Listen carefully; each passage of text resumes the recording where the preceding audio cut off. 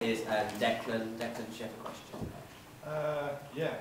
First of all, thanks to Bea for being so great on my supplements this year. I don't know whether it's the right time to thank her for that, but thanks. Secondly, like, as you know from being on the committee with me, like, there's been many times when I've gone to college and done this, and they've said no, and then I've gone and sat back down quietly. So I was wondering, one, what you do about that, like, because there will be situations if you were to get elected when you would come forward to college and they would shoot you down. So how you would get around that, and two, perhaps if you could share with us an example of a time or an experience when you've met opposition and how you got around that opposition. I think with college it's a case of not being too ambitious straight away and not being, hello, I'm an officer, can we please have double glazing everywhere? Can we please all have controls on our radiators so we can change the heating? I think it's a case of being realistic and talking to them, and I think the Green League Table Survey is a very good way of doing that, so we can look at the places where we can do the most good. So perhaps looking at putting in a bit more insulation in the rooms, and I think generally having a good relationship with college, and just showing that I wouldn't be there to... Does anyone else have a question for Bea? Yeah, Ben. You mentioned a lot about the green side. What about the ethical side? And what's your view on the ethical investment policy?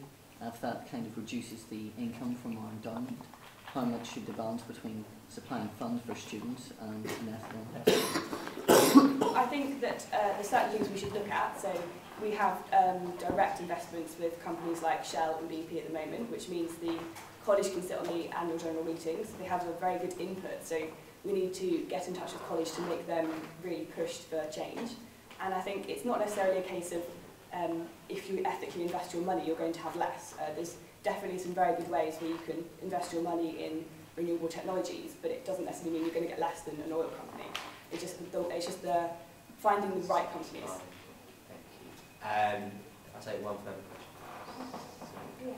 These are really interested in making a difference at an individual level. I think some of the initiatives introduced were like bring mug schemes and also paper recycling bins, etc. And I personally had a lot of trouble from college in getting kind of paper recycling bins because they complained that students wouldn't empty them themselves, and then they agreed to empty them, but then students were putting rubbish in them, etc. So how will you kind of tackle those issues where students, despite college offering them the opportunity and making it easier for them to recycle, don't really appreciate it? I think the key thing is when the freshers arrive is to make them very aware of things that already go on. So we need to make people aware, okay, you cannot contaminate these bins because it is in detriment to the college. So I think it's definitely a case of having better publicity for the green team with freshers, so more information in freshers packs and perhaps more events in the first few weeks of Freshers Week.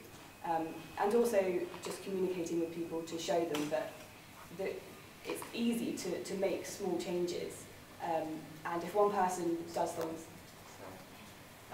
Thank you very much.